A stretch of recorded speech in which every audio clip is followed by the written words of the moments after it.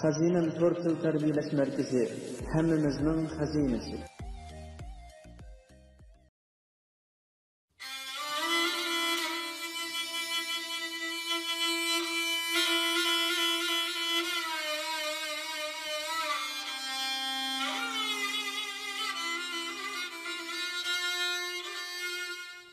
Bostan O'tir Mektebi.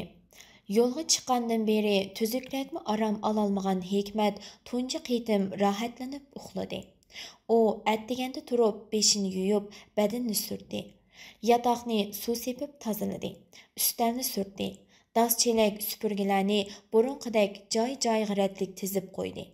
Bu yatoqning tam tarafiga bir karvat qo'yilgan bo'lib, onun egisi naiti saramjan, pakiz, zil adam bo'lsa kerak, yotqanlari ratlik yig'ilib, onun ustidagi yostiqi qir chiqarib tizilgan edi. Karvatga yepilgan adiyalning pakizligidan odam o'ltirishga ayminatdi. Hatto yuyilgan qo'l yog'liq lo'ngilarimo yepqi qirini qiriga keltirib esilgan edi. Agar tunugun Parmansha mudir mono deriztudagi karvatni sanga deb akirgizib qo'ydim. O'ttirdagi ustalda kamil ishkanglar dars tayyorga qilib topshiriq tekshirsizlar demagan bo'lsa, Hikmat bu yotoqni, bu pokiza chechan bir ayolning yotiqi ekan-ku deb o'ylab qolgan bo'ladi. Hikmat qattiq quruq nonlari bilan noshta qilgandan keyin darizaning havrang pardasini qayradi. Bu yerdan har xil mevalik daraxtlar bilan to'lgan maktab big'i ko'rinib turadi. Bog'ning atrofi odam o'talmagidek holda bir-biriga giralishib ketgan tikanlik jigdi ko'chatlari bilan qo'rshalgan edi.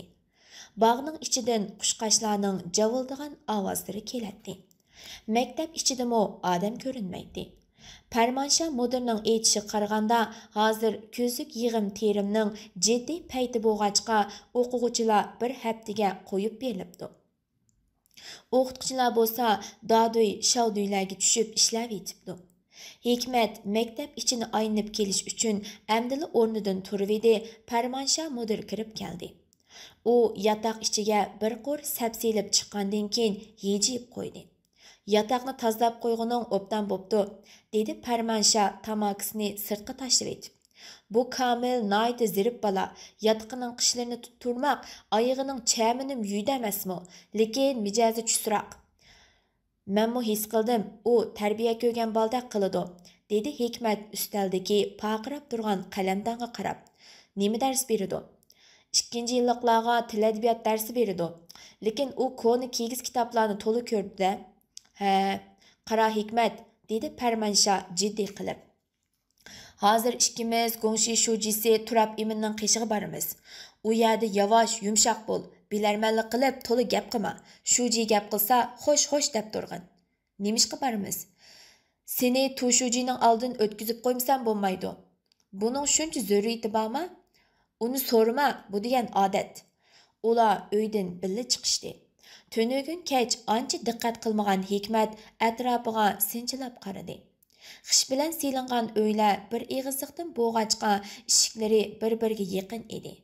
Bu 10 necha egizlik uylarning o'ttirsiga to'g'ri kelgan 100 qadamdek tar yo'l o'qitish binosiga elib boradi. Qish bilan silingan bir qavatlik o'qitish binosi gil bilan suvalg'achqa yiroqdinla qip-qizil bo'lib ko'zga cheliqadi. Bina oldidagi keng ketgan maydonda yerlik usulda yasalgan qo'sh tornik, gar, yiroqqa sakrash o'raklari, qo'sh kishilik elanchuklari bor edi. Maydonning o'ng taraf yo'l yoqasiga silingan bir qator oq uylarning oldini o'zim baringa qaplab turadi. Palampaylik bu uylar 2-3 egizlikdan bo'lsa kerak, bir-biriga yiroq turgan uchli eshik ko'rinib turadi. Bu bir qator uylardimi oylik o'ltirdi, dedi mudir ketib o'tib. Başdaki mening, o'ttirdagi ilmiy mudir Zikrullah G'ojining, bu chatdagi moliya bo'lim boshlig'i Ahmad Oshurning. Maktabning cho'ng yo'lga tutashgan chegarasida ne rishotka, ne paxal satma yo'q edi. Faqat kichik bolalar yugurishib o'ynag'idek egiz pas, sho'rlashib ketgan tam iznasini ko'gili bo'ladi. Xazinam Tortil Tarbiyalash Markazi Hikmat oldidagi sarg'ayib qolgan qo'noqliqlarga, o'si qilingan etizlarga qarag'ancha ichida. Shuncha cho'ng maktabning darvozasimi yo'qkina, deb o'ylab qoldi. Mana bu oshliq punkti, dedi mudir biroz mang'andan keyin cho'ng oq darvozani ko'rsatib. Maktab oyliklar binosi bu yerga udu bo'lib, Hikmatning chatdagi yotiqi shaptil ko'chatliklar orasidan ko'rinib turadi. Farmanshah mudir yo'lda mang'ach, mana bu pochtxona, bu o'ng tarafdagi oldi reshatkali qo'ri boshlang'ich maktab, bu bo'lsa magazin, uning yendikisi savdo saroyi, boshxona degandek idora jamiyatlarni tunishtirib, Gongshi qo'rosiga yetib kelishdi. Ular egiz ko'tirma qilib selingan binoning keng palampaylarga qadam ilishdi. Gongshi qo'rosi bukbaraqsan edi. Darvozadan binog'icha talbostan koridori bo'lib, kallak uzumlar sangilishib turadi. Ikki tarafi oldiga usib chiqqan binoning egiz peshayvonlariga qizil sirlangan qiyma reshatkalar, aylanma yumaloq to'riklar zinnat berib turadi. Mudir bilan Hikmat binodan hayal bo'lmayli qaytib chiqdi. Chunki Gongshi xodimining aytishicha, Tushujining tishi og'rib qilib, uyda dam ilib etibdi. Shunga mudir Hikmatni Tushujining uyiga epmangdi. Ular Gongshi doktorxonasining oldidan o'tib, mol nasllantirish punktining yendiki ko'chaga kirib ketishdi. Mudirning deb berishicha, aslida bu yerda ko'cha yo'q ekan. Tushujining buyrug'i bilan bu yerdagi aholilarni ko'chirib etib, maxsus Gongshi kadrlari, andan qolsa idora jamiyat boshliqlariga uylik yer berilgan ekan. Bu ko'chaning ikki tarafiga eriq bo'ylab yosh ko'chatlar qo'yilgan edi. Har bir qo'roning darvozalarimi o'zgacha naqshinib sirlangan. Aynak parchalari paturlab, ustiga gerachi qo'yilgan tomlardan ko'tirma lapasliq uylar, gullik to'riklar ko'rinib turadi. Ba'zi qo'rolardan itlarning qovg'an ovozlari kelyotadi. Farmanshah o'ng qanotdagi 3-darvozaning halqasini taraqlatdi. Boshqalardan o'zgacha hayvatlik yasalgan bu qo'roning qo'sh qanotliq eshiklariga qiqilgan edi. Ishik qiqilib uzun o'tmay, beg'irang shipinduxov ko'nglak kiygan 35 yosh chamisidagi oq yuzlik, o'tir bo'yliq bir ayol ishikni ochdi. Uning tishlari oltin bilan qoplangan edi. "Xonnisa xonim", dedi mudir yejiyib. "Tushujidan so'raydigan yo'l yo'riqlarimiz bor edi, bo'lsa kirsizlar", dedi ayol sustlab. Uning tishi qo'rqoqlab qoptikan, ichkirki uyda buvim uningga uch qo'yotidi. Ular hoyliga kirmayla peshayvon to'rikiga esib qo'yilgan qapazdagi qizil pokanlik keklik qattiq ovozda sayravatdi. Cho'chib ketgan Hikmat mudirga qarab kulib qo'ydi. Ayol ularni dahlizdagi yan uyga boshlab, u yerdan ichkirki uyni ishora qildi. Saroy uyning egiz supisiga gilamlar selingan edi. Uy o'ttirsidagi qatmuqat tovar yotgan dambezi ko'rpalar ustiga oppoq xasi yepilgan bo'lib, bir qarashdila uning ostida odam borligini bilgili bo'ladi. Xasining u yer bu yerlarga paxtadan uch qo'yilgan edi. Oqdagi ro'molga o'rnib olgan bir mo'may qo'lidagi bir tutam bo'yi bilan xasi ustiga bo'shqini urib bir nimalarni o'qiydi va huriydi. Pagada mudir qo'l qo'shtirib yerga qarab turadi. Lekin Hikmat mo'mayning butun harakatiga sapsanmoqda edi. Ko'cha ko'ch, aski tugmanga ba, ko'ni tamliqqa ba, ko'ch, qo'shxotinliqqa ba, ko'ch, ozdingmi, tozdingmi, o'tgan yerga ba, ko'ch, o'z qaymangni tap. Mo'may uchning birsiga saranga cheqishi bilan bir-biriga tutashtirib qo'yilgan uchlar lap qilib o't elib o'chdi.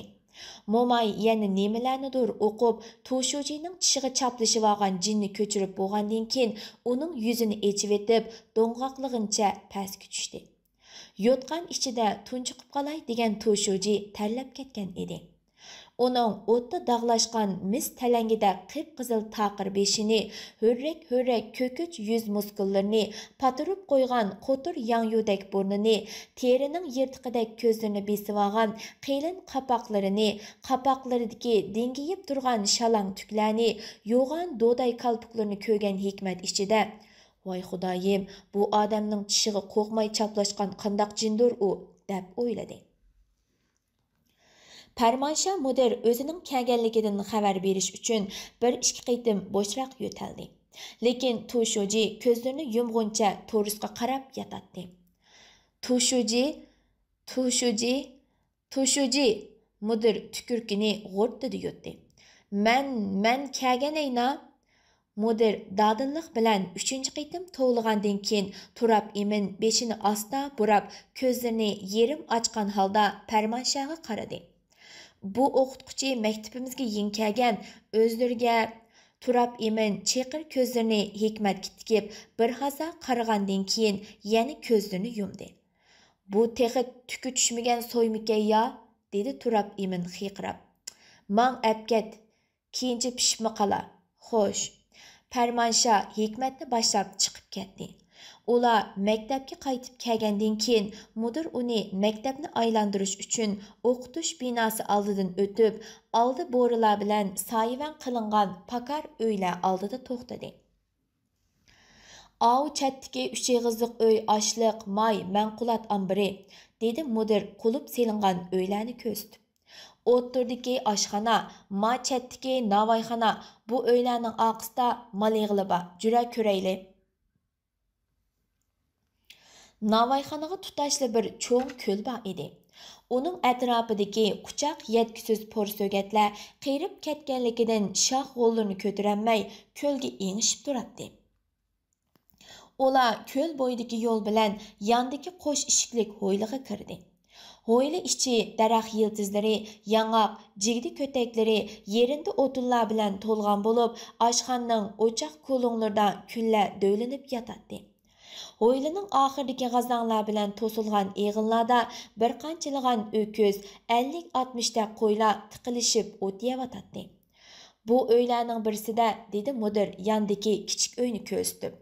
Malchi o'ltirdi, mavi birisida sharlik bir navoy ustam yetib qopidi. Farmansha bilan Hikmat mal eg'ildan chiqqandan keyin ko'l bo'ylab selingan vadaklik uylar yendan o'tib, qizlar yotoq binosi oldiga kelishdi.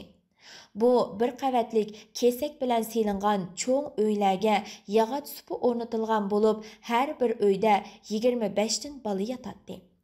Yotoq bo'ylab qad ko'tarib turgan bir qator o'riklikning u tarafi cheksiz ketgan ko'ktatliq edi.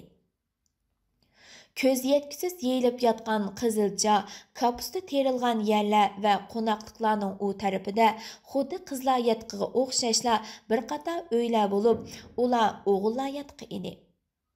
Bu qizlar yotqining orqasidami terilg'u yerimiz bor, dedi Farmansha maqtangandek qilib. U yerdagi yer osti ko'ktat ambirimizda 3-oylargacha ko'ktat o'ksimaydi.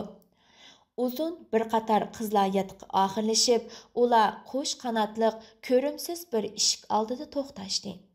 Farmansha eshikni ittirib echivatdi. Hikmat ho'yliga qadam elishi bilan bir sesiq badbo'y piroq uning demiga urildi. U qatirisiga ketgan qo'tallardagi cho'shqilarni ko'rib hayronlik qildi. Xaltilishib sangilab turgan qip-qizil yelinlari petiq lay bo'lib ketgan ana cho'shqilar bir-birsidan maynak cho'shqa kuchuklari xart-xurt, chir-char chiyqirishib, g'uloqdagi odobni talishib yemakda edi. Eňaklarida kang yeyilib turgan dab saqili bilan qosh kirpiklari oppoq oqarib ketgan bir odam echib ketganlikdan pujuldab ko'pik chiqib turgan odobni chelaklab g'uloqlarga to'kmakda edi. Ha, Recep Axun Benjang, jangchilarning ahvoli qandaroq, dedi Farmansha kulib. O'lim yetim ko'rilmagandi. Qandaq bo'ladi, mudir, yeb to'ymaydi bu ajnablar. Bovay beshini eg'itdi. Ashu tam pasilg'imi yog'och qo'yvatmasak, tamni ko'lab o'z beshini o'zi yeydiganlik qiladi, qarislar. Bo'ladi, o'quvchilar yig'ilgandan keyin bir gap bo'lar. Sesiqchilikqa chidayolmagan mudir bilan Hikmat darhol chiqib ketishdi. Qapqara qoshlari turilib, birdilla jimib ketgan Hikmatni ko'rgan Farmansha mang'ash tushuntirishga boshladi. Milliy maktabda ajab cho'shqa beqibdi deb hayron bo'layotgansan, dedi mudir kulib. Qo'y degan yilg'a bir ashkini qo'zlaydi ekan, kalamo birini mo'zaylaydi ekan. Lekin bu kasofat bir qitimda 8-10 ni kuchuklaydi ekan. Mundaqcha aytganda g'ichli pul. Bizning harbiy o'rinlar bilan to'xtamimiz bor. Mundaq deslar mudir, Hikmat ochiqqina kuldi. Ajab bu qiyra odamni cho'shqa beqishga qo'yibsizlar-ku. U hech nimasi yo'q, musofir, o'zi xalab qilyotidi. Mudir tuyuqsiz kulvatdi. Lekin tajribasi baqiri, uni Benjang deyishimiz, u cho'shqalarni pushtak bilan boshqurdi. Etiz eriqlarga terilib ketgan cho'shqalar pushtak ovozini anglagan hamon o'latilishiga baqmay yugurishidi. 3-pushtakka ulgurolmaganlarni darvoza sirtida qilib chiviq bilan mukofotlandi. Ular paranglashqach, ko'l bilan o'qitish binosi oraliqidagi ochiqchilikqa kelib to'xtadi. Bu yerda 3 dona ajoyib cho'ng doshqozon kesak o'choqlarda esiqliq turadi. O'choq atrofiga shaxshumba o'tinlar dövlangan edi. "Pah, shoti qo'yib chiqib yug'ida qozonlarkanda", dedi Hikmat qozonlarga qarab. "Bu qozonlar ajab bu yerga o'quvchilar yig'ilgan aman tangshir qaynitishni boshlaymiz. Qara." Mudir qizilcha etizlarini ko'rsatdi. "Bumi pol 80 moddan ortiq terilg'u yerimiz, 100 da qo'ykala, uloqlarimiz bor. Bog'dagi yal yemishlarmi pol." Mudir uyga kirib ketgandan keyin Hikmat yatqiga qaytib kelib etib, mudirning maqtinib aytgan so'zlarini qayta o'ylanmoqda edi. O'qituvchi o'quvchilar bozor kunlari do'g'abchilik qiladi ekan. Yal yemish sotadi ekan. Ba'zilar bo'rdalgan qo'ylarni mol bozorda setib, uning o'rniga uruq mollardan oladi ekan. Matangchi do'g'abchilarga tangshir yetkazib beradi ekan. Har bir sinf mudiriga qarashliq 7-8 mo yer bor ekan. Ular ko'zda tushirilgan plan bo'yicha maktabga kirim topshiradi ekan. Har bir sinfga bir hojatxona bo'lib berilgan bo'lib, uning o'g'itidan xabar elib, kenglik, uzunlik, qilinligi metrga yetkazilishi kerak ekan. Uningdan boshqa va hokazolar. Farmanshah mudirni pul tepishning mutaxassisi desa bo'lg'idek. Lekin uning o'qituvchi o'quvchilarning ahvoli, dars sifati, har yillik sinf ko'chish nisbati, o'qitishdagi yangiliklar haqida birmi ig'iz gap ochmaganligi Hikmatni o'yga sep qo'ydi. Tushlik tamoqqa biroz vaqt bor edi. Hikmat oilasiga Aminaga xat yozmoqchi bo'lib, chamdinni etish bilan aynak ramkadagi Aminaning rasmiga ko'zi tushib qoldi. Hikmat rasmni avaylab qo'liga oldi. Skripka chelib turgan qiyofatdagi bu rangsiz rasm intayin yaxshi tortilgan edi. Aminaning beshi so'l tarafga sal qing'aygan. Mo'risiga tushib turgan dolqin chochlari skripkaning paqiraq yuziga soya solgan edi. Sol yuziga qang'sharliq burun qirlarga, lavlarga tushgan inchki nur uni texmi salobatlik pishqan muzikatlarga o'xshatib qo'ygan edi. Uning his tuyg'ulari muzika mo'nglariga qetilib ketgandek, qora ko'zlari yerim yumilgan, qoshlari yemirilgan, lavlari yumilgan holda turardi. U hozir balkim Shanxay muzika institutiga ketib qolgandir, dedi Hikmat ko'ngil etish kechiligidagi oxirgi sovuqli uchrashishni esiga elib. Shunga xatni do'sti Gulnisa qartib yozganim tuzukdak qiladi. Hikmat oilasiga xat yozib bo'lgandan keyin Gulnisaga xat yozdi. U Aminaga yozilgan xatni ayrim qog'ozga o'rab chapladi. Xatlarni qaytadan bir qur o'qib, ko'ngli tingandan keyin soatiga qaradi. Tushlik tamoq vaqti bo'lib qolgan edi. U mudir ko'rsatib qo'ygan bozordagi pochtaxonaga bordi. Pochtaxona ancha cho'ng bo'lmagan bir egizliq uy edi. Uyni uzunsig'i qo'pol yasalgan pukay ikkiga ayirib turardi. Xazinan to'rtil tarbiyalash markazi. Hikmat pukayni bir necha qitim urgandan keyin yandagi kichik uydan yeshi 50 dan halqagan, yapma qapoqlari xaltilishib turgan, yuzlari butunlay qo'riq bir odam chiqdi. U 2 konvert 8 tiyinlik markadan ikkini elib berib kirib ketdi. Hikmat konvertlarni chaplab bo'lib, pokey ostidagi xat xaltalarni dövlab qo'ygan ustalga tashlab qo'yib qaytib chiqdi. U bozordagi savdo sarayining oshxonasida tamoq yegandan keyin Bo'ston bozorini aylanib, cho'gilab yenib kelganda Farmanshah mudir uni maktab oldida saqlab turardi. "Balle shimolliq", dedi Farmanshah kulib. "Seni yotqindan topolmay maktabni bir aylanib chiqdim. Uydagilar lag'man etibdi ekan. Rahmat, men bozorda tamoq yeb keldim." "Bu nim degining? Sanga atab jizi qildirib qo'ygan tursa", dedi mudir qo'llarini yeyib. "Bo'ldi, kajlik qilma. Undaq bo'lsa kechki kiray. Manga atgan jizini yesamli bo'ldi-g'o", dedi Hikmat o'zri aytib. "Hozir kiyimlarimni yuvamsam, almashtiradigan kiyimmi qolmadi." Hikmat kiyimlarini yuyib yeyib etib, kechlik tamoqini mudirning uyida yedi. Farmanshah mudirning ayoli Qambarnisaxon o'ttir bo'y, ochiq yo'riqqina ayol ekan. Ularning cho'ng qizi shaharda 8-sinfda o'qiydi ekan. Ikkinchi qizi mushu maktabda endi kiribdi. Kichik o'g'li bo'lsa boshlang'ich maktabda ekan. Hikmat Farmansha bilan maktab o'qitish haqida paranglashib o'ldiraman degan umidda kirgan edi. Lekin suhbat yana shu cho'shqilar, qo'ykalalar, ulardan tushayotgan o'g'it, o'qituvchi, o'quvchilarga har kunlik qo'yilgan o'g'it vazifasi, bultur tangshirning kuyib ketib yaxshi pul bo'lmaganligi, malchining bo'z hangining putini aqsitib qo'yib til ishitganligi, har yili ma'rif idorasiga yal yemish, sabzi piyoz kirgizib berishda qolgan 3 o'tir maktabning o'ziga yetolmaydiganligiga o'xshash mazmunlarning ustida bo'ldi. Ayaq uchining tayini yo'q bu gaplardan zerikkan Hikmat ularga rahmat aytib o'rnidan turdi. Hikmat atsi yulgan kiyim-kechaklarga dazmol soldi. Helimi yaxshi Kamilning cho'q dazmoli bor ekan. U dazmollangan kiyimlarini qatlab chamdonga silayotganda Farmansha kirib keldi. "Mundaq gap edi", dedi mudir xijil bo'lgan qiyofatda. Gulziba xonimning onasi xeyli bo'ldi kesal, shunga u ruxsat so'rab shaharga kirib ketgan. Sen uning o'rnida birinchi dadidagi o'quvchilarni tashkillab ishlab tursan qandaq? Men u yerni bilmasam, dedi Hikmat hayron bo'lib. Nayt oson, bozor beshidagi doktorxonadan o'tib, so'lga qayilib, azroqli mangsang, o'ng tarafda birinchi dadiyning ishxonasi ko'rinib turadi. Orliqi yaqin, tushda bozorda tamoq yeb, kech yotoq qaytib kelsang bo'ldi. Ha, rost, dedi Farmansha orqa qayilib. Nopos osh qog'ozlaringni moliya bo'limiga topshirib bersang, o'rnish rasmiyatingni shular bejirib qo'ydi.